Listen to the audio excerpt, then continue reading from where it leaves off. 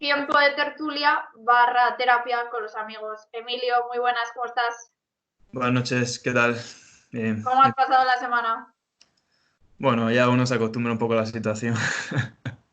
Antonio, ¿qué tal? ¿Cómo estás tú? Hola, muy buenas a todos, ¿qué tal? Todo muy bien por aquí. Antes de empezar a hablar de la actualidad, ACB, Euroliga y tal, bueno, habéis visto ya The Last Dance, ¿no? El último baile. Correcto. Pues yo no. ¡No! ¿No lo has visto? No me lo puedo creer, Emilio. Porque Hay estoy, que hacer spoiler ahora. Hostia, no podemos comentarlo. bueno, se puede comentarlo porque al final son cosas que... Pero es que yo con las series, no una serie, pero bueno, con las series lo que hago, me intento esperar a que estén terminadas para verlas. Y como estoy ahora mismo con una serie muy a tope, pues pretendía hacer lo mismo con The Last Dance, pero creo que por fechas, por cuando voy a terminar con la que estoy y las ganas que tengo de esta, no, al final no haré eso. Pero con que estás, que puedas aguantarte las ganas de ver a Michael Jordan.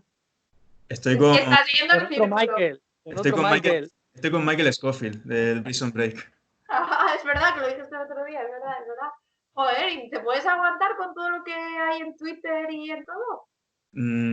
Hombre, la verdad que tendrán ganas de verla, pero también, joder, y sabe un poco mal decirlo en confinamiento, pero hay veces que realmente no es tanto el tiempo libre que hay como nos pensamos, Ya. porque entre un trabajo, entre otro, entre cosas que yo además como vivo solo, todas las cosas que hay que hacer en casa las tengo que hacer yo.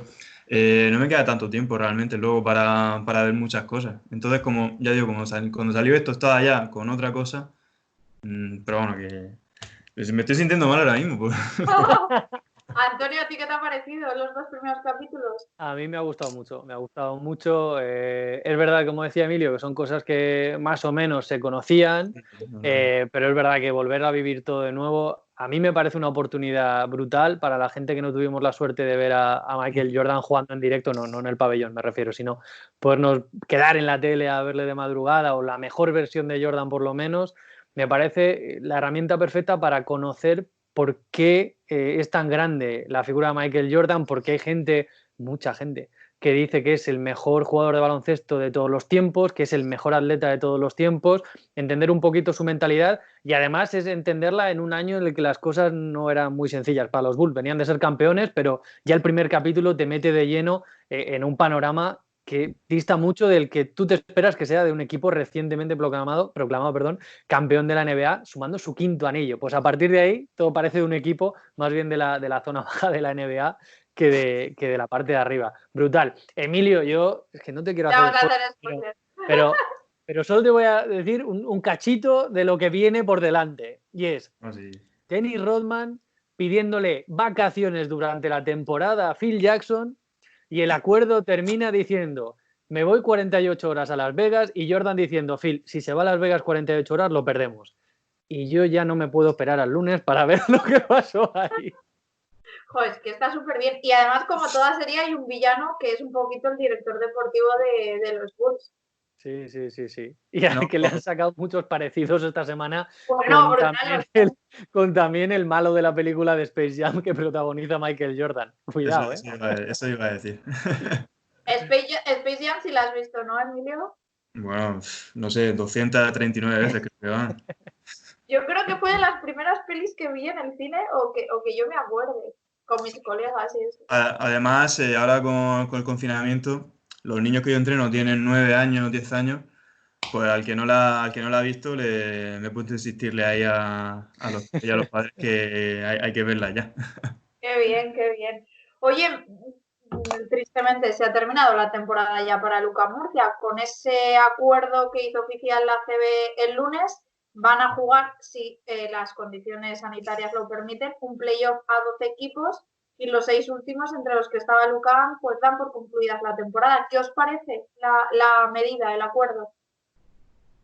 Pues a mí me parece la solución menos mala de todas, la menos injusta, yo creo, para la mayoría de los equipos. Primero porque evitas los descensos, que lo hemos venido comentando en anteriores programas, es el mayor drama que hay, sobre todo en el apartado económico. Es una faena para Obradoiro y Manresa, que tenían las mismas victorias que Juventud, empatados con ellos en esa plaza número 12, que ahora sí daría acceso al playoff. La gente dice, bueno, pero es que es injusto que el playoff no lo jueguen 8, claro, pero es que además del título hay que determinar ¿quiénes van a ir a Europa? De ahí que sean 12. Yo creo que es la solución menos mala. Ojalá se pueda jugar, es complicado. 31 de mayo es la fecha tope para saber si se va a poder llevar a cabo este torneo de 33 partidos, luego después de esos semifinales y final a partida único. El formato es buenísimo, pero primero, los jugadores ya están pidiendo que se les garantice al máximo la salud. Segundo, vamos a ver si todos los jugadores pueden tener, los equipos, perdón, pueden tener a todos sus jugadores de vuelta para este torneo. Y tercero, si no se jugase, temporada desierta, por lo tanto no habría descensos, eso ya seguro, tampoco habría campeón y otro nuevo problema para ver cómo queda la clasificación. En principio, tal cual había terminado para Europa. Sí, en ese sentido, el presidente de Básquet Zaragoza, Casa de Zaragoza este año, hacía público que sí cuentan los méritos deportivos conseguidos hasta ahora, porque fuera de los 4 que se metan en semis contará la clasificación actual y de cara a billete europeo, si no se jugase, también contaría la clasificación actual. Entonces, hasta el 11 me parece que se jugaba a Europa este año, que fue Burgos que jugó la previa. Bueno, que vaya a haber competición europea es otra cosa, pero en principio tendrían el billete. Emilio, ¿cómo llevamos eso de no poder despedir en la cancha? No sabemos quién va a seguir y quién no va a seguir, pero no sé, retener a Booker puede ser complicado o a otros. Bueno, en definitiva, no despedir al equipo en la cancha. Sí, hombre, una pena también es una pena de luego que Lucas no pueda seguir jugando más, ya que no pueda ver el Palacio o que no lo pueda ver por televisión, pero bueno, yo también entiendo que a lo mejor conforme iban pasando las semanas se iba haciendo más difícil que fueran 16 equipos los que fueran a jugar como empezó a salir hace un par de semanas. Ahora que ya uno sabe, aunque ya solamente tenía asumido que no iba a haber en el pabellón, ni iba a poder despedir en el pabellón a sus jugadores favoritos, pues pensar en qué va a ocurrir, pues no sé. Yo la verdad que a mí se me hace muy difícil imaginar aquí Booker un tercer año seguido. De hecho, yo es que la verdad que creo que para su carrera no es positivo. Creo que tiene ya 26, 27 años. No creo que para él sea positivo un tercer año más aquí, contando también con que tuvo un año anterior en Betis, con que le costó hacer introducirse, digamos, introducir su carrera en el baloncesto europeo. Y luego otros jugadores, es que este año también es verdad que creo que con contrato para el año que viene nada más que había 1 o 2, entonces Afalu, Tito Alonso y Larenzakis. justo te ha pillado un año que además lo más probable es que tuvieras que hacer reconstrucción o tener muchas negociaciones. Por una parte tienes mucho tiempo para negociar, pero por otra tienes mucha incertidumbre. Y desde luego pues, para el aficionado, pues una faena que en un año en el que a lo mejor podía haber un cambio muy drástico de jugadores, pues no poder despedir a aquellos con quien más identificados se haya sentido en la cancha. Entiendo que hasta que no se sepa un poquito qué camino va a tener económico el club, no se pondrá realmente a hacer la próxima plantilla, porque no sabes con qué subvenciones o no puedes contar, con qué patrocinadores o no. Ayer Kate nos reconocía en Onda Regional que, bueno, habían empezado a hablar, pero que tampoco había mucho encima de la mesa. Yo llevo varias semanas defendiendo que creo que los jugadores nacionales y los cupos pueden ser muy importantes por el hecho de que otras estrellas se niegan a venir o no puedan venir a la liga. No sé cómo lo veis.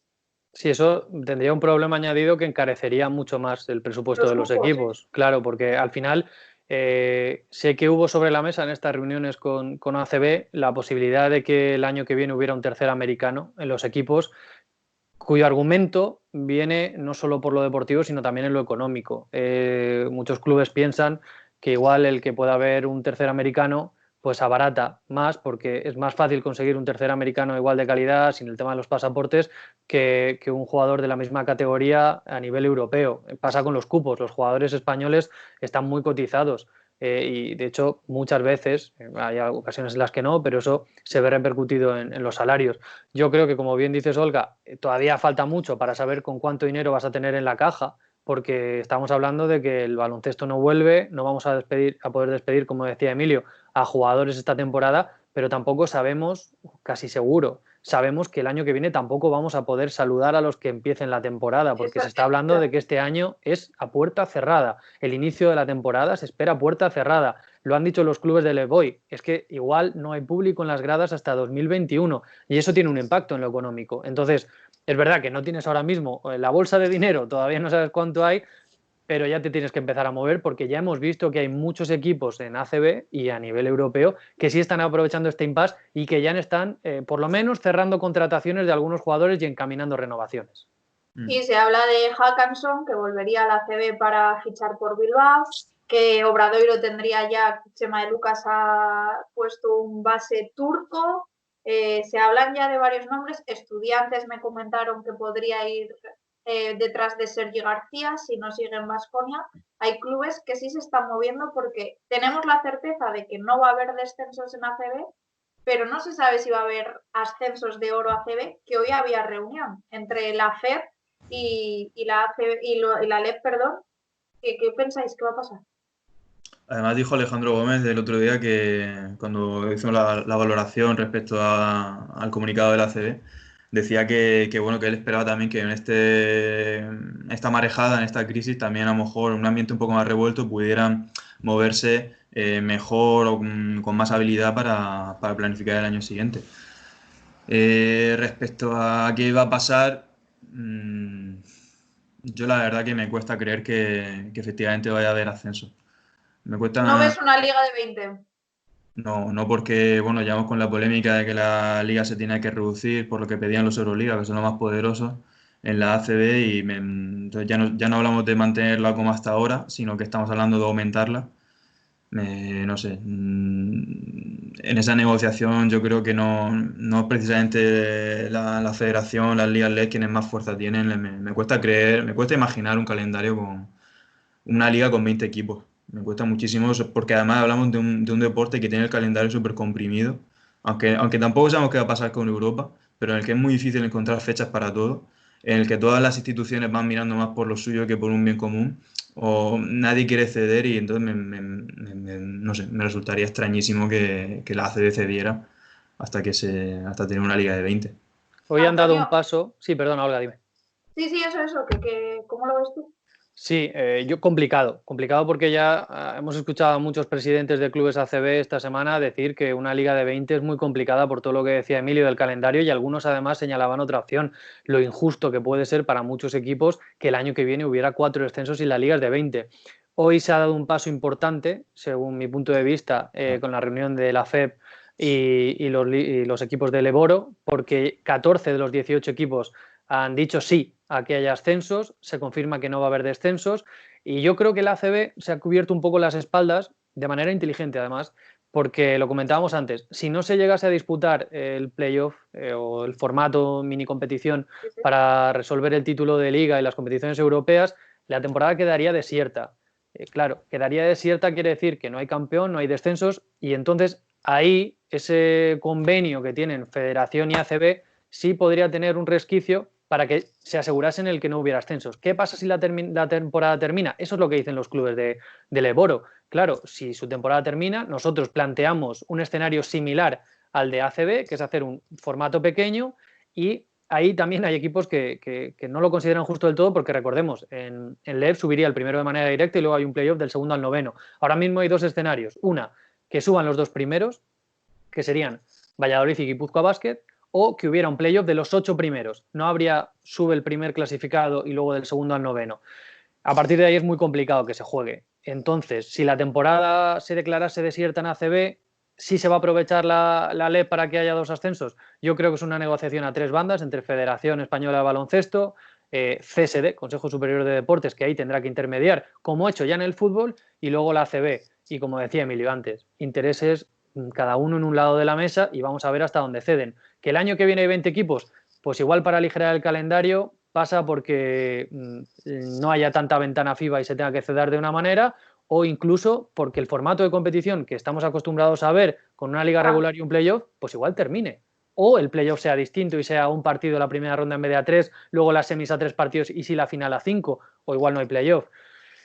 Yo creo que son pasos que hay que dar todavía, pero la semana que viene la Federación Española de Baloncesto le ha dicho a sus equipos que les va a dar una respuesta de si se juega el formato de competición o si propone a 2 equipos directamente para negociar con ACB y CSD. Hablamos de que igual los equipos ACB que tienen que jugar este playoff no tienen a todos sus jugadores. Es que el LEP Plata, el LEP Oro todavía pasa más porque las condiciones económicas son diferentes, casi todos han tenido que hacer ERTES, muchos ya han rescindido contrato con los jugadores, que si se tiene que jugar un playoff, a ver quién lo juega, con qué equipos lo juegan. Sí, desde luego, quien haya perdido a su jugador porque por motu propio quiso irse y además le abre expediente por ello, a ver si ahora le recupera para poder jugar esta fase final que se ha planteado. Que me pongo en la piel de GBC, de Guipúzcoa o de Valladolid y si te han ido tus dos americanos buenos y tienes que jugar ahora un playoff porque ni siquiera el primero sube directo y es una faena.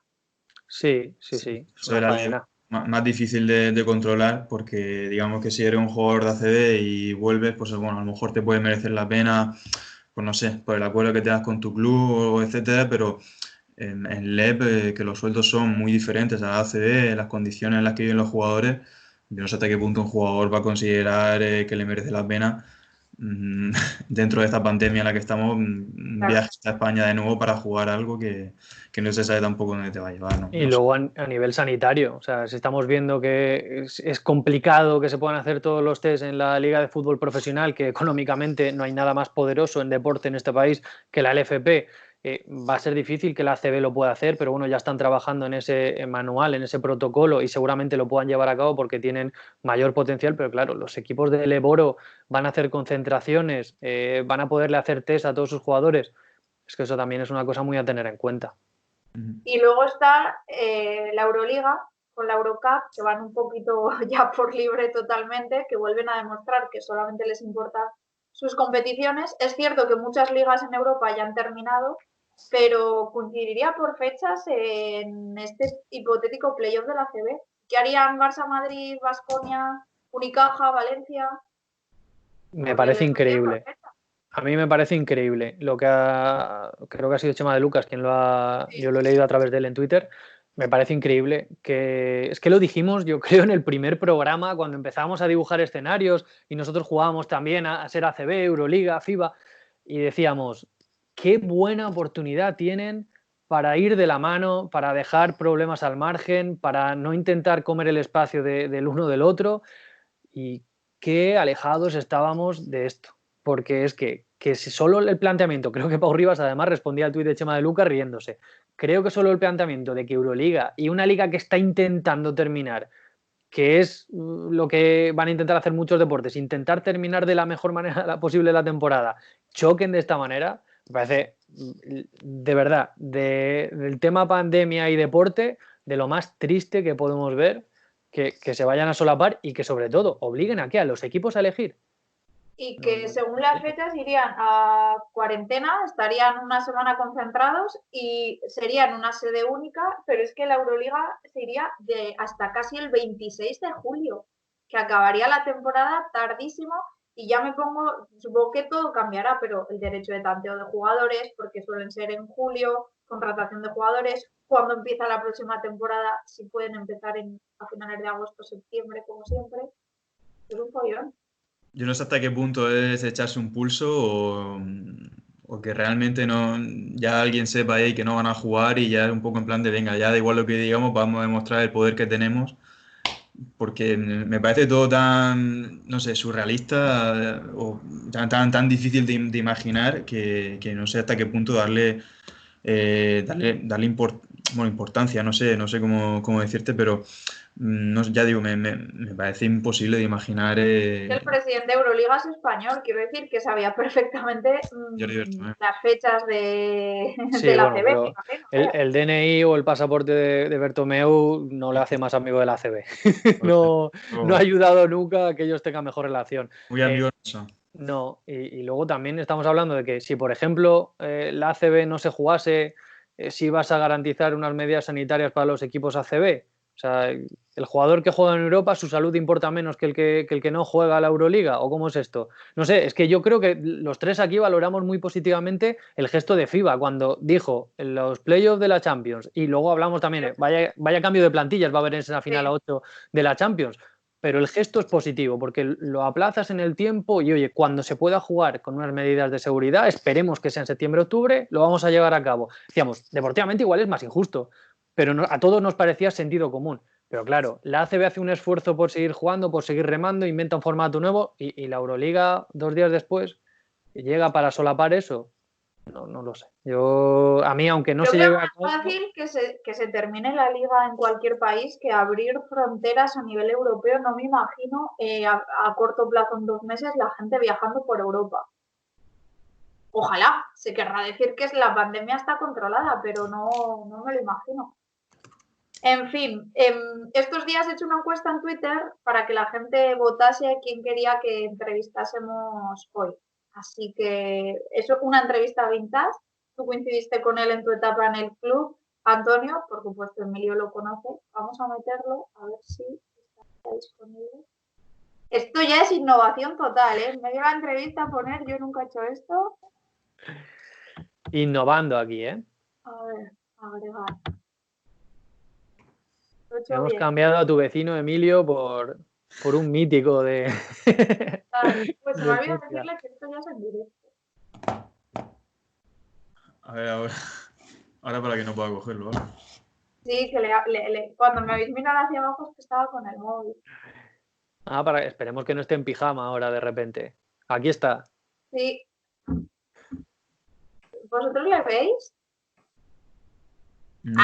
Ahora. Ahí estamos. David Sánchez, ¿qué tal? ¿Cómo estás? Estamos en directo ya, ¿eh? Ostras, muy buenas, ¿qué tal? Me habéis pillado de sorpresa, ¿eh? Sí. Es que se me olvidó decirte que en cuanto conectásemos era directo ya. Vale, decía que hice una encuesta en Twitter a ver quién quería que entrevistásemos y ganaste por goleada. La gente te quería ver. Buah, será que me recuerdan muchos años también por Murcia y hay mucho mítico por ahí, seguro, que quiere saber mucho cotilleo y muchas cosas. Entrevistas vintage la hemos denominado, como la de Edu, por no decir veteranas. Sí, parece eso que te hace muy mayor, ¿no? Pero bueno, será que sois muy jóvenes también, muchos de vosotros o muchos de los que siguen sobre todo a las redes sociales y parece que hablamos de hace muchos años, pero tampoco son tantos, ¿eh? O sea que todavía lo recordamos y seguro que hay mucha gente que lo recuerda. Chicos, todo vuestro. Pues yo le preguntaría a Xavi, porque por lo que hemos estado hablando nosotros ahora, ya que él ha sido tanto jugador, él ha vivido el baloncesto tanto como profesional, tanto como jugador como entrenador, y conoce un poco cómo se mueve el mundo, digamos, detrás del escenario. ¿Qué le parecen los pasos que han ido dando las diferentes organizaciones para buscar una solución, tanto en la ACB o el resto de competiciones? Si cree que se esperaba, alguien tenía que haber dado un golpe más sobre la mesa, si alguien se ha retrasado, si alguien tendría que decir alguna palabra más alta que la otra. No sé si le sorprende negativa o positivamente, pues ya digo, cómo se está moviendo ACB, Federación, CSD, ABP, etcétera. Oye, primera para bueno, primero, sí, la verdad que sí, pero primero me tratas de tú, ¿eh? Parece que esto de tratarme de usted parece que, vamos, me estás tratando como una persona muy mayor. Sí, no sé por el acento, pero se está pasando ya, creo, vamos. Pero bueno, a ver, por otro lado, lo que me estás preguntando, pues, bueno, yo creo que es complicado, porque al final yo creo que nadie sabe a ciencia cierta, ni nadie tiene una decisión clara sobre lo que va a pasar. Es que nadie lo sabe ni qué va a pasar de aquí a un mes realmente. Entonces es muy complicado tomar una decisión tan complicada y cuando hay tantos intereses detrás de esto, ¿no? Cuando hablamos a nivel de ACB por un lado, Euroliga, que estamos hablando de la mejor competición de Europa, tanto dinero que se mueve, televisiones, es muy complicado. Y bueno, yo creo que ahora mismo pues habrá que esperar acontecimientos y habrá que esperar siguientes fechas para ir viendo qué pasa. Por un lado, lo normal sería cancelarlo todo, ¿no? Como ha pasado en muchas competiciones y muchas cosas, pero por lo que hablamos, por otro lado, priman muchos intereses y apurarán hasta el final para ver o para tomar esa decisión. Xavi, y poniéndonos en la piel del jugador, ¿cómo de complicado es cuando tienes un problema más allá de la pista, que tienes que jugar con ello? Claro, ¿cómo es ese run de que si primero tienes que estar pendiente de los test, luego de que si hay una cuarentena, una concentración, luego a ver cómo vuelvo a casa? la pretemporada, porque ahora mismo estamos viendo que muchos equipos tienen a sus jugadores entrenando en casa, pero claro, no todos tienen casas para poder estar preparándose físicamente para afrontar una pretemporada de 15 días y luego competir en un formato tan reducido y tan atractivo, es verdad, para el espectador. Tú como jugador, ¿cómo lo ves esto? ¿Cómo ves que lo puedan afrontar los jugadores? Muy complicado, muy complicado. No, habrá que ver realmente si se reanuda la competición, cuáles son las fechas que van a decir, cuánto tiempo van a dejar, lo que hablamos, como es casi como una pretemporada, porque al final, por mucho que tú entres en tu casa, no tiene nada que ver como que tenga ritmo de competición, ritmo de entrenamiento de una pista de baloncesto, que eso seguro que no habrá hecho casi nadie, ¿no? Quitando alguno que pueda tener algo más de una pista o algo más parecido, o algo de una canasta o algo. Entonces, lo que puedes hacer en tu casa es como en verano, que puedas moverte, puedas hacer algo de deporte, salir a correr, pero al final necesitas mínimo 3 semanas de pretemporada para poder volver a competir a un nivel alto. Y además estamos hablando de que se van a empezar a competir jugando muchos partidos seguidos y jugando partidos para decidir títulos. O sea, que eso va a ser realmente difícil. Seguramente pues pueden pasar muchas cosas y muchas sorpresas si realmente se hace así. Pero realmente pienso que como jugador, incluso como los técnicos, como entrenador, gestionar estas situaciones creo que va a ser complicado. Va a ser complicado. Claro, ahora, y meto la cuchara otra vez, perdona Olga, ya te he preguntado como jugador, pero claro, tu experiencia anterior es la del entrenador y lo veníamos discutiendo aquí en la pizarra muchas semanas. Ese vestuario en el que se han hablado de ERTEs, de jugadores que se han marchado a su país y que no sabemos si van a volver. ¿Cómo se mete un entrenador a ese vestuario y trata de unirlo todo, si es posible? Sí, es lo que dices, que al final estamos hablando casi como empezar una temporada. Es que sería casi como empezar una temporada de cero. Esto sería como una vez finalizada en el mes de marzo, que no es finalizada realmente, pero es como si hubiese acabado y ahora realmente a lo mejor 2 meses después volver a iniciar otra vez la temporada, pero directos casi a ponerte a competir y encima a jugarte títulos. O sea, realmente desde el punto de vista del entrenador, de planificación, de todo, va a ser una cosa totalmente, si se hace, totalmente novedosa y difícil de gestionar y por lo que hablamos, seguramente pues habrá muchas sorpresas, porque bueno, hablamos de que en pretemporada siempre hay posibles lesiones, lo que dice, jugadores que no están, que tienen que volver, temas contractuales que también supongo que serán también muy importantes si se habla de cómo están hablando Euroliga, que quieren jugar en el mes de julio. Bueno, son muchas cosas que hay que decidir que supongo que serán difíciles de gestionar. En fútbol, si ha salido algún jugador, sobre todo en segunda, en el Cádiz, un poco objetor de conciencia, diciendo que ya le había transmitido al club que no juega, que no cobra, evidentemente, pero que no va a jugar si se reanuda. Pero llevamos hablando varias semanas que no se está escuchando mucho la voz de jugadores en ACB, salvo Delaney, que nos está deleitando en Twitter la cuarentena porque es bastante crítico, pero ni la ABP, es cierto que ingresaron a Alfonso Reyes y tal, pero no se ha pronunciado mucho. ¿Crees que habría que preguntarle a los jugadores o esto los clubes los que mandan eligen? Está claro que aquí son dos partes importantes, ¿no? Que son los clubes por un lado, que son los que tienen que decidir cómo va a responder todo, cómo quieren ejecutar todas las fechas y si se va a seguir o no. Y luego supongo que será la parte de cuando si los clubes deciden que ir para adelante, los jugadores tendrán que ver garantías totales, porque al final son los que están expuestos, que están entrenando, que están en una pista, cómo se va a jugar, porque se supone que se juega sin público. Bueno, toda una serie de cosas que supongo que al final lo que es la ABP, la Asociación de Jugadores, estará también un poco a la espera y a expensas de lo que se vaya diciendo, ¿no? Entonces, supongo que cuando se tome una decisión, pues supongo que se hablará y se decidirán las cosas. Por lo tanto, es que veo la cosa realmente complicada, realmente complicado, porque al final son muchas cosas que ahora mismo están en el aire y que no quedan del todo claro y que habrá que ver en próximas fechas. La gente quiere que nos cuentes historias de veterano de Lucan. Ahora ya que hemos terminado de repasar la actualidad, que tú llegaste a Murcia con 17 años, ¿no? No, 19 años. Bueno, ya 19. por lo menos tenía ya el carnet de conducir. Bueno, pues sí, creo que sí, recién sacado, creo que lo había recién sacado, no tenía coche en ese momento, bueno, venía casi con una mano delante y otra detrás, no sabía ni prácticamente dónde venía, se puede decir así. Y pues tú que eres catalán, por cierto, de una zaragozana a un catalán, feliz día de San Jordi para ti, San Jorge para mí. Sí. La Diada de Cataluña. Sí. Tú que vienes de Cataluña, no sé, ¿qué te pareció Murcia cuando aterrizaste como ciudad? al margen de lo deportivo, por empezar por ahí? Bueno, llegar con 19 años a una ciudad como Murcia que no conocía de nada, no había estado en mi vida.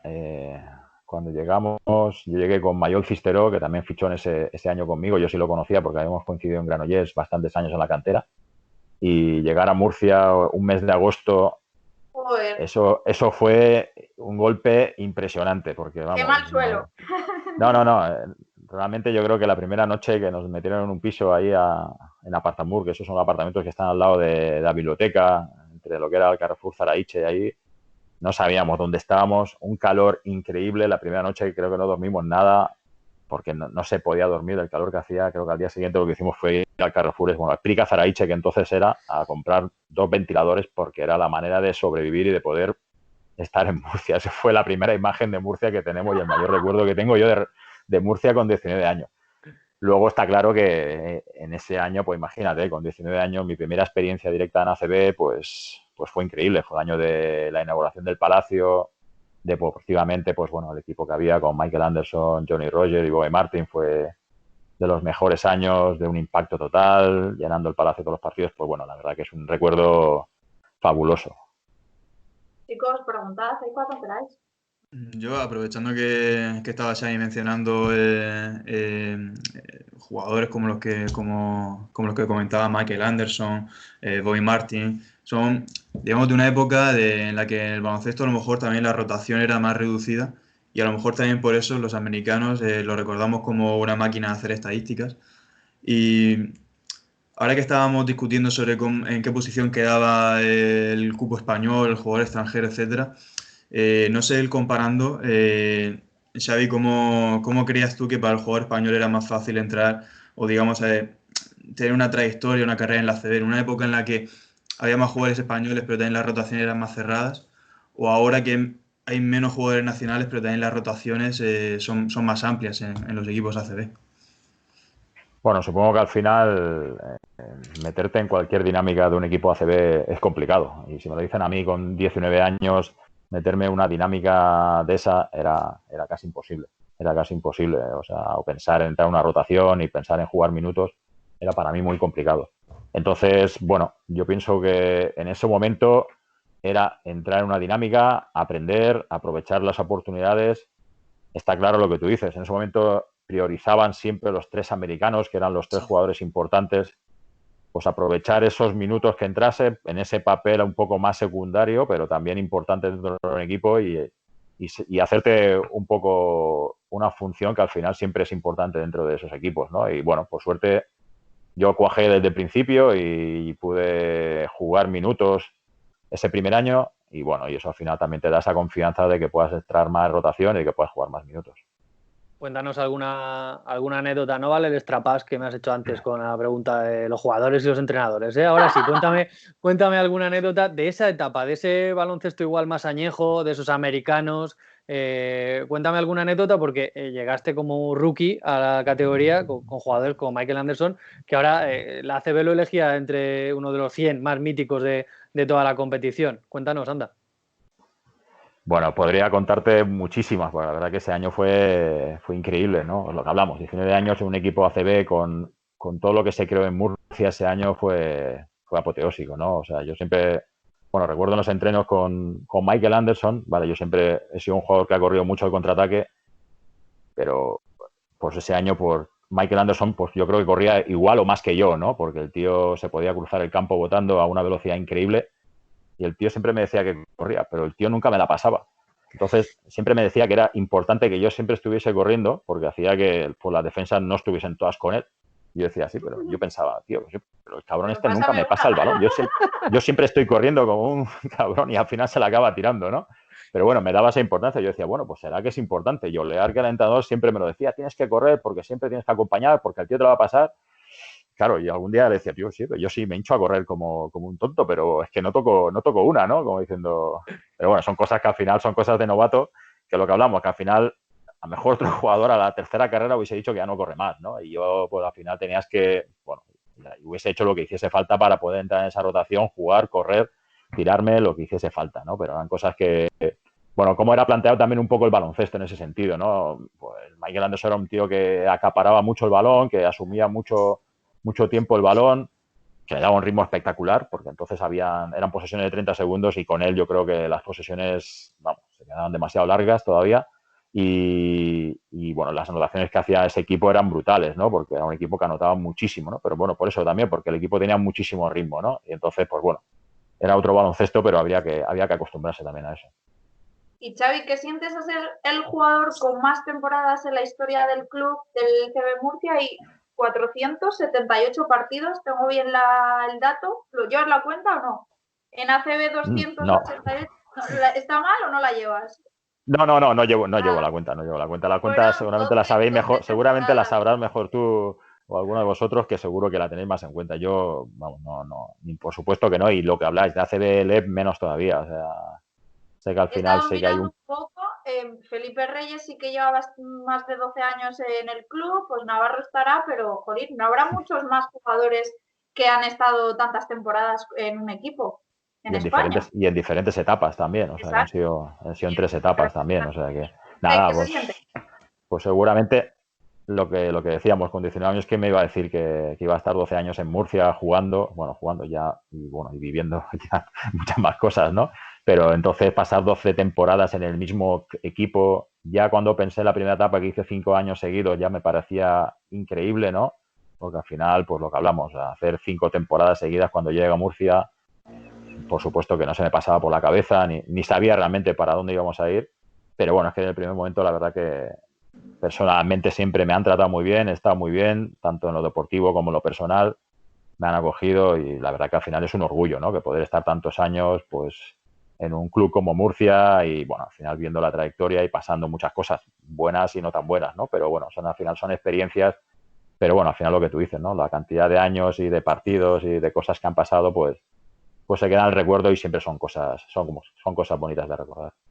¿Con qué partidos así, perdona Emilio, te quedas en tu cabeza? Porque yo he ido preguntando a la gente, claro, los que no hemos coincidido contigo en Murcia, y me han dicho, esa Copa del Rey como anfitrión del CB Murcia, esa prórroga contra Unicaja, me han recordado también uno de los años complicados que desciende el equipo, un partido creo que contra Estudiantes, que acabaste siendo el MVP de la jornada, con 35 o 37 de valoración, que tienes partidos que la gente se acuerda mucho de ti. ¿Tienes alguno tú en la cabeza? No sé, hombre, la verdad que tantos años al final son muchos partidos. Hombre, el primer año hay muchos partidos en el recuerdo que son muy bonitos, de lo que hablamos, ¿no? O sea, mi primer año en ACB, pues jugar contra Barça, Madrid, Unicaja, Tau, y yo creo que en ese año ganábamos todos los partidos de local. O sea, el partido del Barça lo recuerdo, además creo que fue televisado por Televisión Española, por lo típico, ¿no? Al final, partido que lo ve toda tu familia de lejos, que te puede ver y ganas al Barça en el Palacio con un ambiente espectacular, pues siempre son cosas que se te quedan recuerdo. Pero está claro que hay muchísimos partidos, ¿no? Ya por victorias, ya por a lo mejor por actuaciones personales. Bueno, son cosas que recuerdo, ¿no? Lo que hablaste también del partido de Estudiantes ese que quedé MVP, pues al final, claro, es un bonito recuerdo, pero vamos, un jugador como yo que quede MVP de una jornada con la de pedazos de jugadores que habían era una cosa muy difícil y bueno, la verdad que salió todo muy de cara y al final hizo unos números impresionantes ese día, ¿no? Pero bueno. ¿Cena por ser MVP o esas cosas en esa época no se hacían? Claro, ahora lo normal es que el que es MVP le toca poquinar. Recuerdo que creo que fue que tuve que pagar un aperitivo ahí en el vestuario a los jugadores. No fue de cena total, no sé si daba tanto para hacer una cena, pero sí me tocó pagar un aperitivo. Sí. Emilio, que te había cortado. No, ya sabéis, le quería preguntar, porque como has mencionado que llegaste con 19 años, poco sin saber qué esperar de una ciudad que no conocías, y luego has hecho, pues bueno, como tú también mencionabas, con alguna intermitencia tu carrera aquí, no sé si hubo algún momento, algún acontecimiento que te hizo decidir, bueno, es aquí donde quiero hacer carrera, donde te vas y luego vuelves otra vez. Ese querer siempre estar aquí, si hay algún acontecimiento o momento que digas, va a ser el club de mi vida. Algún momento en el que tú digas, oye, pues aquí es donde quiero echar raíces. Bueno, no, tampoco fue una cosa tan premeditada, es imposible, ¿no? Al final los acontecimientos fueron surgiendo. En esa primera etapa de 5 años hubo un descenso entre ellas. Creo que el tercer año bajamos de categoría y ese año pues sí que tuve propuestas para salir y realmente no salí porque tenía una opción de contrato de poder seguir y el club pues hizo un esfuerzo y me dijo, bueno, al final hicieron un proyecto para intentar subir directamente y pasar el menos tiempo posible en LEP y al final acepté, pero sí, bueno, era casi un paso para no salir de milagro, creo yo, en ese año, ¿no? Y bueno, al final decidí quedarme, pero ya en la siguiente etapa que volvimos a subir, sí decidió salir, sale la propuesta de irme a Girona. Bueno, yo creo que era un cambio deportivo porque, bueno, el equipo Murcia siempre estaba en esas posiciones de bajar, bajamos un año y era complicado, entonces decido cambiar a Girona. Sí. Y bueno, yo creo que fueron 2 años realmente buenos, deportivos. El equipo, pues bueno, un equipo que juega competición europea, que jugamos, no llegamos a jugar playoff, pero siempre creo que nos quedamos a un partido de poder jugar ese playoff. Y cuando acabé el segundo año fue cuando empezaron a entrar todo el tema de comunitarios. Y entonces, pues pasó que al final no había una propuesta clara de ningún equipo ACB porque estaban esperando todo el tema cómo iba a acontecer. Y Murcia, pues volvió a salir en ese momento, me hizo una propuesta también a largo plazo y entonces, pues, bueno, pues decidimos aceptar la oferta y volver otra vez. Y bueno, y otra vez pasamos una etapa de 6 años, pues bueno, la verdad que empezando el LEP, volviendo a subir a CB y haciendo otra vez otra etapa buena. Por lo tanto, no es una cosa premeditada, sino que van surgiendo. Sí. Y bueno, pues al final está claro que tira Murcia por muchas cosas en ese momento.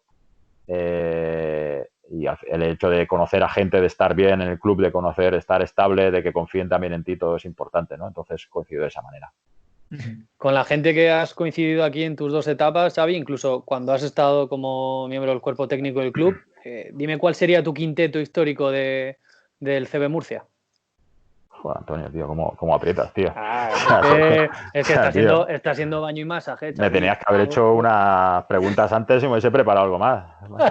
Un quinteto, no sé, o sea, es que me estás hablando de 25 años. O sea, 25 años o de más de 20 años. O sea, pasan muchos jugadores, no sé. Pero los que, pues si no quieres un quinteto, los que más te hayan impresionado. Por ejemplo, Michael Anderson te impresionó, pues alguno más del estilo como entrenador. Evidentemente te hablo, como queríais hablar más de tema vintage, porque lo moderno lo conocéis mucho más, yo siempre me he quedado con mi jugador favorito que vino y que fichó en Murcia y que pienso que ha sido de los tíos que han marcado más diferencias y que con un talento brutal, que era Dwayne Washington. Para mí me impactó cuando llegó. O sea, llegó a mitad de temporada, cuando el equipo no iba realmente bien, justo yo creo que 1 mes o 2 meses antes de la Copa del Rey. Y, vamos, un talento espectacular, porque el tío con su físico ahí enclenque, delgadito, con 1,85 m, 87 que tenía, era brutal la capacidad para anotar, la capacidad de 1 contra 1 que tenía, de entender el juego, de buen tío, de adaptarse muy bien a la ciudad, muy, muy bueno. Luego está claro que han pasado grandes jugadores, ¿no? Si nos vamos un poco más adelante, pues está claro que nos impactó a todos por el jugador, como es Marcus Pfizer, ¿no? Por la calidad y por su físico. Era brutal. ¿Cómo fue la primera vez que entrenaste con Marcus Pfizer? Porque es verdad que se conocía que venía un tipo que había estado de lo más arriba en el draft de la NBA, pero claro, de repente llegaba a Murcia. ¿Cómo fue ese primer entrenamiento con él? Realmente creo que este año, cuando fichan a Marcus Pfizer, él llega ya avanzada la pretemporada y creo que llega 2 días antes de jugar el primer partido amistoso. Y vamos, cuando lo ves aparecer, un tío de 2 metros, 2'2", así, pero que pesaba 130 kilos, como decíamos, el tío estaba pasado de peso, el tío estaba gordo, pasado y claro, era capaz de mover todo ese peso increíble, increíble. Y creo que el primer partido que jugamos, no sé si fue en Granada o en un pueblo de Granada, contra un equipo ACB, no sé si era Granada también, entonces no recuerdo muy bien, pero recuerdo que metió 25 puntos con una facilidad brutal, diciendo, este tío va a ser imparable, porque era un tío que físicamente impresionaba, era enorme en todos los sentidos, como decía, ¿no? Creo que tuvo una lesión muscular en el cuádriceps y el fisio decía, claro, que era imposible tratarle porque con la masa muscular que tenía en el cuádriceps, llegar a tocarle el punto de la lesión era realmente duro, porque vamos, tenía el tío unos cuádriceps increíbles también, o sea, que era impactante. Y luego el tío tenía una calidad increíble, ¿eh? O sea, es que técnicamente sabía mover muy bien su cuerpo. Claro, chocar con un tío que podía ir a esa velocidad de 130 kilos era una cosa que marcaba diferencias, Y como entrenador, como entrenador, el de los jugadores que has tenido ahí a tus órdenes, ¿quién ha sido el que más te ha sorprendido? Y dices tú, pues igual no es el que mete 25 por partido, pero el que dices, oye, este tío yo lo renovaría aquí de por vida. Y si alguien me tiene que quitar el que más haya vestido la camiseta de Murcia, que sea este tío. Joder, es que, tío, macho, es que haces pensar demasiado, ¿eh? No A es ver, hora de estamos... pensar, Antonio. Sí, a ver, es que ahora ya pasamos a la época de entrenador y busca jugadores de la época de cuando estaba de entrenador en esos años, ¿no?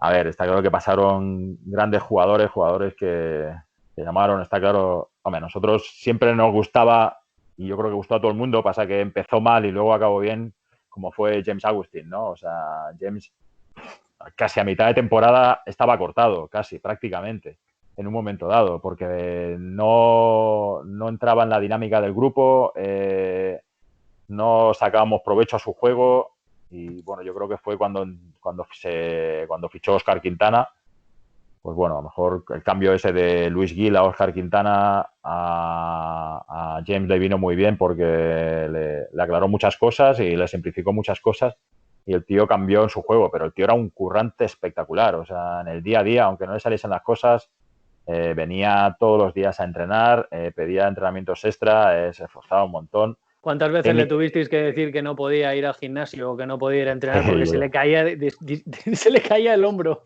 Sí, la verdad que en eso era espectacular. El tío es que, bueno, si ha llegado a jugar a nivel de Euroliga es por su trabajo, sin ninguna duda, ¿no? Sin ninguna duda, porque a lo mejor lo que hablamos, técnicamente, pues no era un tío súper de mucha calidad, ¿no? Pero en cuanto a esfuerzos, correr, saltar, era increíble, increíble. Este sí que podía estar 30 minutos a un nivel altísimo. No he visto un tío físicamente, como habláis ahora, ¿no? El tema más moderno de poder jugar siempre al límite todo el partido. Además, cuando no jugaba, cuando se notaba que estaba un poco cansado, se notaba, porque el tío no podía hacer los mismos esfuerzos, entonces tenías que cambiarle. Pero cuando estaba en cancha y jugaba al 100%, la verdad que debía ser un coñazo para los rivales, seguro. ¿Habías coincidido con algún jugador en tu etapa como jugador y luego como entrenador? ¿Con Faberani puede ser? Bueno, yo creo que sí, con Faberani en esos años, con Pedro Robles.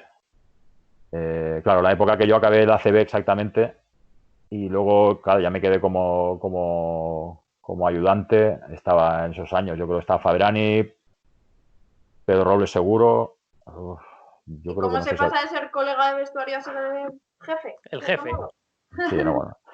La verdad que cambia mucho. A mí me cambió totalmente todo y yo creo que a los jugadores también, ¿no? Pasa que los jugadores yo creo que lo llevan mejor, porque al final ellos entienden perfectamente la situación de que un jugador pasa a ser entrenador, pero para mí sí que fue un cambio más brutal, creo yo, ¿no? En el sentido de pasar a ser jugador y pasar luego a ser entrenador en el espacio de 2-3 meses, es una reubicación muy, muy grande, ¿no? Pero bueno, por suerte al final estamos hablando de baloncesto y bueno, al final pues aunque no estés acostumbrado a esa dinámica o cambias un poco el chip, pero al final te acabas situando y al final intentas ayudar en lo que haga falta.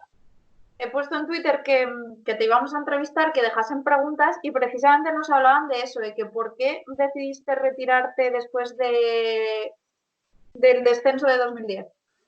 ¿Por qué ese momento? Pues si ya lo tenías pensado, ya tenías hablado con el club, dejó de ser jugador y pasas al cuerpo técnico. Bueno, no había nada hablado ni nada pensado realmente. O sea, ya anteriormente de salir del club, creo que fue 3 años antes, tomé la decisión de irme de jugar en Leb Bronce. Entonces me fui a Torrevieja a jugar, que fue una de las peores decisiones porque fue un desastre a nivel de club. Bueno, económicamente la cosa no salió bien y el equipo desapareció a mitad de temporada. Entonces, pues el ir reubicándote de equipo y ir fichando, pues es complicado. La cosa también cambiaba porque económicamente los clubes de estas categorías habían bajado totalmente. Claro. Y el hecho de, pues eso, de moverte, de irte fuera de Murcia, pues con familia, con 2 hijos que eran pequeños también, entonces, creo que el mayor ya había empezado el colegio, era ya demasiado trajín, creo yo, ¿no? Entonces, pues bueno, en ese momento salió también la oferta otra vez de Murcia de estar aquí y bueno, estuvimos ese año, pero ya un poco, pues bueno, viendo que como que esto se acaba, ¿no? También, entonces, un poco cuando acaba el año, si piensas... ¿Lo nota cuando está jugando de este puede ser mi último año? ¿Lo notáis? Sí, se nota. Se nota, hombre, te cuesta porque físicamente piensas que tú estás bien. Yo creo que yo me encontraba realmente bien y físicamente al final cuando van pasando los años te vas cuidando más, sabes realmente lo que tienes que hacer y cómo tienes que entrenar y cómo tienes que descansar. Todo el tiempo de entrenamiento lo llevas mucho mejor, pero está claro que en ese momento sí se veía la situación y el hecho de cuando acabé ese año, el poder buscar una cosa por ahí con la experiencia anterior que había tenido, me echaba muy para atrás y bueno, ya decides un poco. Ya anteriormente, también los años anteriores, había estado sacándome los títulos de entrenador y un poco viéndose esa situación de poder entrar por ese sitio, ¿no? Y bueno, y Murcia también en ese momento, pues Alejandro pues me ofrece la opción de poder seguir vinculado en el club y de entrar como ayudante ese año y bueno, la verdad que también fue una manera de, pues bueno, de dejar de jugar, que cuesta, ¿no?, dar ese paso, ¿no? Pero bueno, al final seguir relacionado en baloncesto y seguir relacionado en el club, que al final también es importante. Yo como nos acercamos, supongo ya no sé, lo sabrá Olga, al final casi de la entrevista, quería tirar por el tema de las anécdotas y voy a recuperar a Marcus Pfizer para la ocasión, porque además ese año, antes de empezar a entrevistarte, habíamos hablado de que la temporada que jugaba Pfizer aquí, no solamente Pfizer, está también Goran Dragic, que ha llegado a ser All-Star de la NBA, Terrell Myers, que era un pedazo de talento, y luego después de esa temporada creo que se retira. Un clásico del ACB por entonces como Kevin Thompson, Stefan Risacher, que había tenido una carrera también espectacular. Te quería preguntar un poco por aquel grupo, porque era la vuelta al ACB ese año y se junta, digamos, una serie de, bien entendido, de personajes en un mismo equipo. Alguna anécdota de ellos, un poco de vestuario, sobre todo de Marcus Pfizer, porque se hablaba siempre de que venía con una personalidad un poco difícil, pero era más mala fama que otra cosa. No sé qué nos podrías contar de aquello. Bueno, te No, olvidas era también, mala fama de verdad, tendría que decir ahora. te olvidas también de Anton Gabel, que también estaba en ese equipo, fichó en ese año y que realmente creo que ha hecho una carrera también muy, muy buena en Europa. Bueno, no sé, como equipo ya lo ves, o sea, has dicho nombres que realmente son de un nivel altísimo, ¿no? Y bueno, y hablando un poco de Marcus y nivel de anécdota y nivel de cosas, yo creo que, a ver, el tío al final venía precedido de una carrera y de una fama y de estar en un nombre, de tener un nombre, pues también de venir con un caché muy elevado en ese momento, pero él era un tío bastante normal en el trato, ¿no? Era un tío muy normal y muy afable, simplemente que, bueno, al final hemos encontrado muchos americanos que ese año se notaba mucho más porque los que habían Terrell Myers, Kevin Thompson o Stefan Richaset, que era este extranjero, eran tíos que ya llevan muchos años en España y que conocían la liga y que sabían de qué iba. Y eso hicieron que a él le ayudaron mucho también. Pero al final ellos tienen tendencia, los jugadores que vienen de americanos y que encima vienen de nuevas, de, bueno, de ir un poco por libre en muchas cosas, ¿no? O sea, en el trato pues no se relacionan tanto en el hecho de poder salir a cenar con los compañeros o en eso, pero en el tema de vestuario y en el tema de entrenamientos, pues bueno, con sus cosas, porque al final cada uno tiene sus cosas y sus historias, pero yo creo que era un tío bastante normal. Alguna movida había tenido con el entonces entrenador, que era Manuel Hussein, pero bueno, Manolo también era un tío de mucho carácter y de un poco de pinzar un poco a la gente y bueno, alguna historia había tenido, pero bueno, eso, cosas pique y roces que puedan haber en un año, pues pasan siempre. ¿Tú en el vestuario eras del clan Negrata? Que se me entienda Negrata, ¿eh? Ahora o sí. o de clan español. Porque normalmente suelen estar divididos los vestuarios. Jolines. Hombre, y cuando se habla de la época vintage en la cual éramos casi 7-8 españoles y 2-3 americanos, pues casi éramos la mayoría españoles. No, yo soy más del grupo siempre de los españoles. O sea, eso sin ¿Quién duda. ponía música en el vestuario? Joder, en esos años, en los años 95 no había música en los vestuarios. O sea que en los años claro, 95 no había ni, no sé si había algo para escuchar música o el típico Wallman o el típico Discman, eso que había a lo mejor.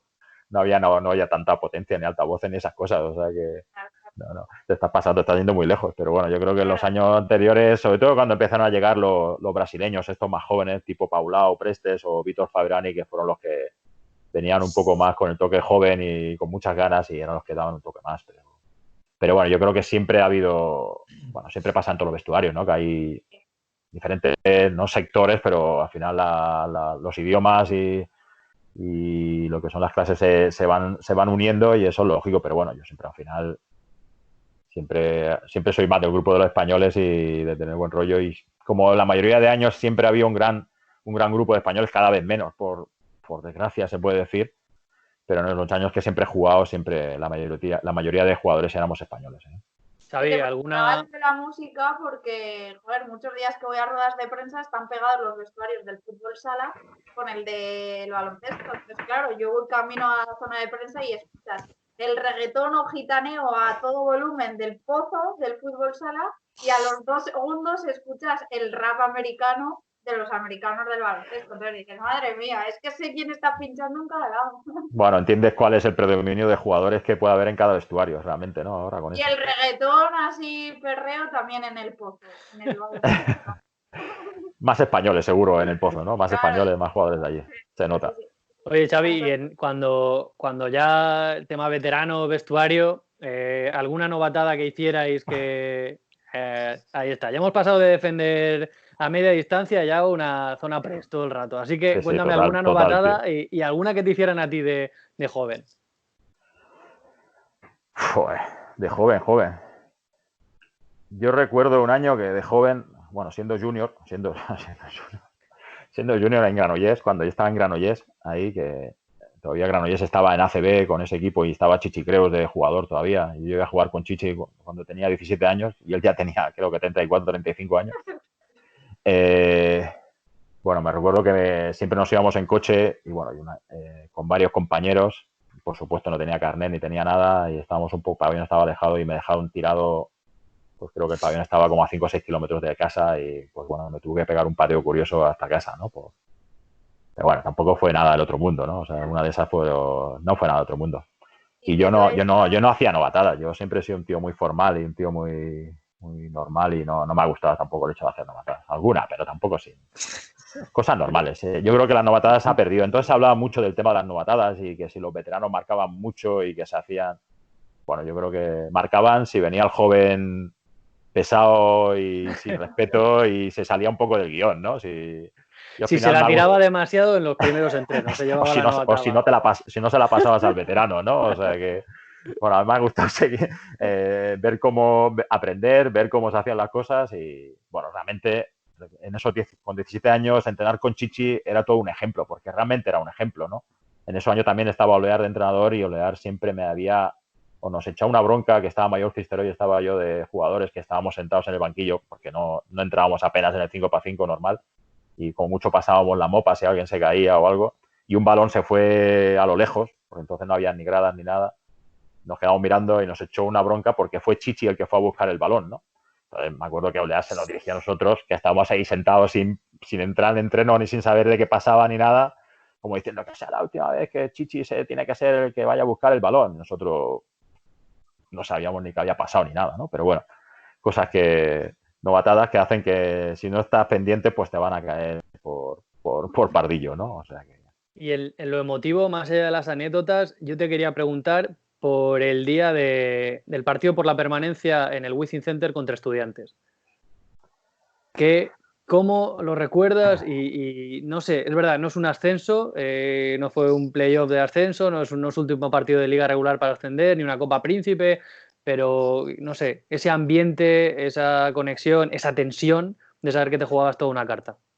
Sí, realmente tal como describes parecía la final de la Euroliga, ¿no? Para nosotros en ese momento. Bueno, yo creo que era lo más parecido, ¿no? Realmente se vivió un ambiente, yo creo que 2-3 semanas antes que ya se sabía que ese partido iba a ser decisivo, que se iba a jugar en Madrid con todo en contra, pero bueno, la verdad que, bueno, como tú dices, el ambiente fue espectacular y el partido mucho más, ¿no? Y encima, pues si ganas en Madrid y con todo lo que se había vivido y dicho y encima contra un equipo como Estudiantes, la verdad que la satisfacción fue muy grande, no por el hecho de que fuese Estudiantes ni mucho menos, ¿no? Sino por el hecho de Madrid, todo el ambiente que se había creado. El año fue realmente difícil, pero realmente la segunda fase de la temporada fue muy buena y bueno, se vivió de una manera muy bonita y yo creo que creo que había alguien más por allí que también lo recuerda y lo disfrutó también, o sea que... ¿Cómo estaba Antonio? ¿Cómo recuerdas a Antonio en sus inicios? Esto hay que cortarlo. Esto hay que cortarlo. Joder, Antonio, de su inicio, a lo que era y a lo que es, ¿no? Madre mía. Ahora cuando lo ves por la tele a nivel nacional. Ya ves, es que ahora lo ves por la tele... Al playoff NBA. Yo lo digo, ahora yo digo, yo conozco a ese tío y con ese tío. No, la verdad que, hombre, la verdad que se le veían maneras al chaval, ¿eh? Se le veían maneras, apuntaba alto, apuntaba alto. No, la verdad que sí, un tío que es aficionado al baloncesto, que le gusta el baloncesto, que lo vive como lo vive, pues bueno, y al final, pues bueno, se ha movido y ha tenido suerte para poder entrar en todo esto y el tío, pues supongo que lo estará disfrutando como el que más, pero bueno, al final, Mucho, mucho. pues el tío era una esponja, era una esponja y supongo que lo sigue siendo. Al final es un tío que vive el baloncesto casi como lo vivíamos los jugadores o entrenadores, porque parecía uno más de todos nosotros. Y bueno, y por suerte pues ha llegado y seguro que todavía va a hacer grandes cosas. Joder, pues Xavi, muchas ¿con qué gracias. jugador? Hombre, ha sido muy bonito. Xavi, ¿con qué jugador actual de este año o de los últimos años de Luka Murcia te hubiese gustado compartir vestuario? Bueno, está claro que, joder, que ver a Rojas jugar y ver a Rojas cómo se comporta y lo que transmite y pues a mí son los jugadores que me gustan, ¿no?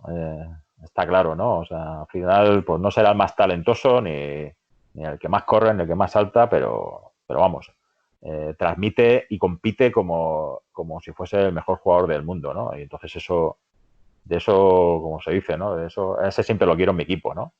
Entonces, la verdad que es un orgullo y es muy bonito verlo y yo creo que, pues bueno, la mayoría del aficionado está de acuerdo en que Rojas es un tío que al final, pues seguro que va a estar muchos años, pues yo creo que se ha identificado igual muy bien con la ciudad, con la gente, por eso, porque al final lo da todo siempre, está siempre preparado, ni un mal gesto, ni una mala cara, siempre sumando, siempre positivo y bueno, de estos tíos, ojalá Murcia tuviese 12 como él, ¿no? Porque vamos, sería campeón de liga prácticamente, ¿no? Pero bueno, la verdad que es un tío que al final yo personalmente me identifico, lo veo como un tío que me gusta porque al final yo creo que era muy parecido también en ese sentido de, pues eso, sin ser el mejor en nada, pero haciendo lo que hiciese falta para el equipo, ¿no? Y yo creo que, pues bueno, es un tío que siempre lo querría en mi equipo.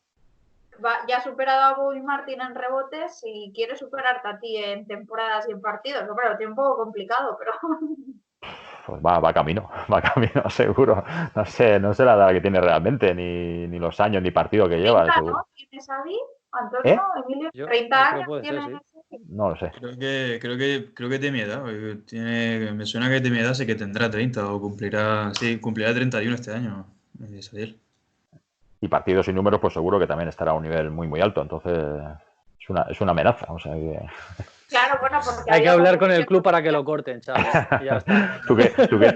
tú que tienes mano y eres un tío importante, seguro que te hacen más caso. ¿Y con qué jugador de la liga actual te hubiese gustado jugar en contra? Es decir, hostia, ¿me pone a mí defender a este tío? ¿O En atacarle? contra, o sea, tío, ahora son muy físicos, son muy buenos, saltan mucho y corren mucho, ¿no? O sea que no lo sé, ostras, al final, y más en la posición que jugaba yo y que siempre me tocaba defender al bueno o al americano, al mejor del otro equipo, que siempre te tocaba pringar, pues ahora este año o estos años realmente, pues es que siempre están los mejores jugadores en las posiciones exteriores, los anotadores, o sea, complicado. Pues, el mismo ejemplo de Askia Booker como se tiene en Murcia, que al final seguro que debe ser un coñazo defenderlo, porque es un tío que al final tiene puntos por todos lados y que tiene un talento espectacular, pues seguro que sería muy difícil, no sé. Al final es que hay jugadores de un nivel altísimo en toda la liga, ¿no? O sea que es complicado decirte uno o varios, ¿no? Porque son tantos que es complicado.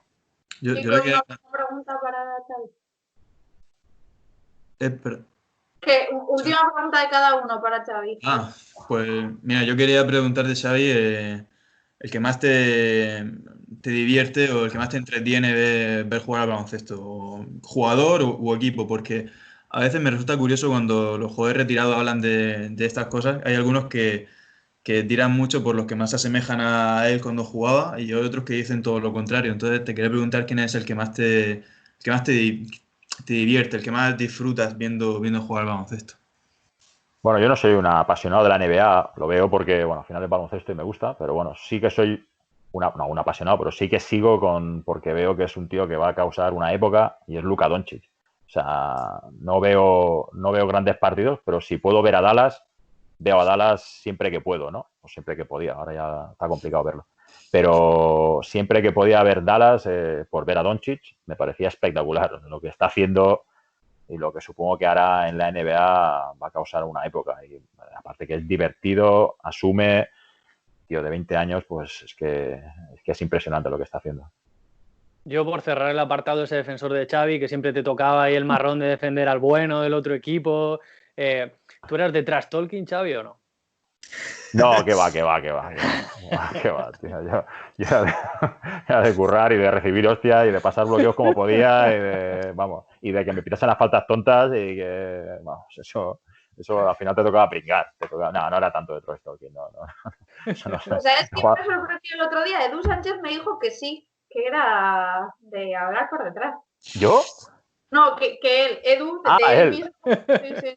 Que me bueno. sorprendió porque tengo una imagen de Edu que parecía ahí el buenecito siempre, me sorprendió. Es que Edu fuera de la pista es un tío muy formal y muy correcto, pero dentro de la pista es que se transformaba, es que era un pitbull el tío, es que era un perro de caza total, o sea, y daba igual lo quien estuviese delante y le hacía cualquier cosa. O sea, Edu ha jugado baloncesto y ha jugado a alto nivel porque ha sido un currante nato y ha sido un tío que lo ha dado todo y parecía que, bueno, que tuvo la oportunidad en su momento, que la aprovechó y luego parecía que no iba a llegar, pero luego el tío siguió currando y siguió mejorando y cuando se ponía en la pista es eso, era el típico pesado coñazo de que estaba hablando, de que decía cosas, de que te daba la hostia, de que cuando no veía al árbitro te da la patadita o lo que sea, ¿no? Era el típico cabroncete jugando en eso, porque era un competidor nato.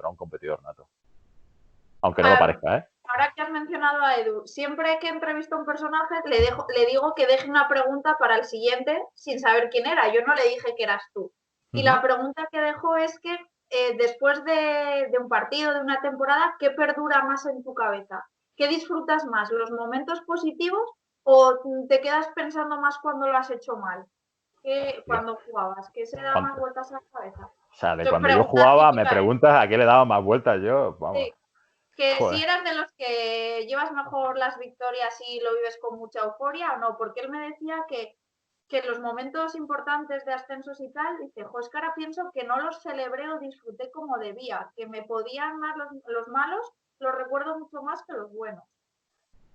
Bueno, yo creo que al final, cuando pasas tantos años, yo creo que está claro que los malos momentos los sufres y lo pasas mal, pero los buenos momentos hay que disfrutarlos, porque al final cuando juegas tantos partidos y bueno, y a veces no disputas títulos para ganar grandes campeonatos, pero bueno, al final cuando estás jugando ascensos o cuando estás jugando partidos para no descender, suponían casi como unos títulos de liga, ¿no? Entonces, si lo conseguías, vamos, yo personalmente siempre lo he recordado como un disfrute muy grande y aprovechar esas oportunidades, porque al final lo que hablamos, luego vendrán mal dadas y ya te tocará remar, pero cuando haya que celebrar, pues nada, disfrutarlo y a recordarlo, que eso sí que son, eso al final los recuerdos buenos son los que te quedan al final. Ahora que se está recordando tantas cosas de hace años o partidos o cosas y ves partidos de esos años de la Copa del Rey, pues al final pues son recuerdos bonitos, ¿no? Vamos a poner partidos que causaron descensos o que perdimos o lo que sea, entonces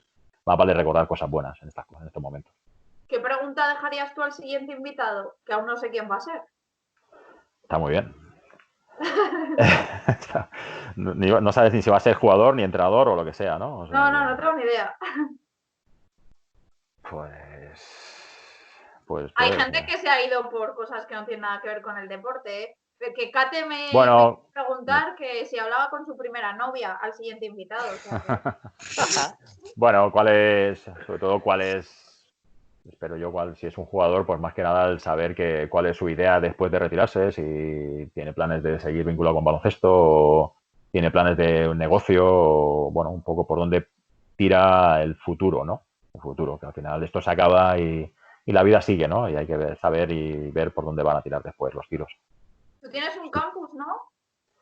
Tengo un campus, sí. Ya llevo realizando un campus, pues son 13 años yo lo que llevo realizando, sí.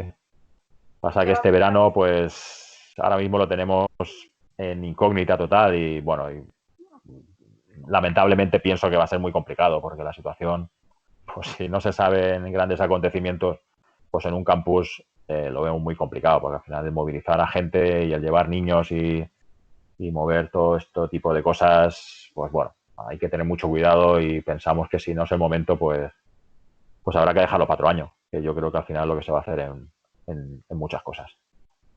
Chicos, antes de despedir, decir que ha habido jornada de Supermanager Vintage. Es que, Xavi, hemos creado un equipo entre los tres. La primera semana fue fatal, pero esta no hice cambios. No hemos hecho los cambios porque no me acordé. La hemos roto, ¿eh? La hemos reventado. 367 puntos hemos hecho. Esos son muchísimos, ¿no? Porque son buenos jugadores, pero... Porque tenemos Michael Anderson que nos ha hecho 50. A Ricky Rubio nos ha hecho 30, Petrovic 45, Bodiroga 39. Como ves, Xavi era un equipo barato y que cumplía Sí, todos sí, los no, la carteles verdad de que goles para le has dado todos. vuelta a la cabeza, vamos. Te van a fichar de director deportivo en breve, vamos. O sea que ha sido a Escola gusto. 52. Oye, Ha sido a gusto hacer equipo, ¿no? está muy bien, Xavi. Tú no estás en este Supermanager. ¿A quién hay que llamar? No, la verdad es que no lo entiendo. O sea, no lo entiendo con los jugadores que has dicho, no entiendo cómo no puede estar en esos equipos. Vamos, o sea, Tenemos verdad... a Agustín y lo nombramos capitán honorífico de este equipo nosotros. A ver, no, la verdad que sí, que la verdad que estás diciendo algunos jugadores que no están nada mal, ¿eh? O sea, al menos algunos a lo mejor ni los conoces, ¿eh? O sea que Mira, ninguno de vosotros, ¿eh? Te voy a decir el equipo. Bases, Sasa Georgievich, Anderson y Ricky Rubio. Con eso solo hubiera pasado el balón a Xavi Sánchez uno.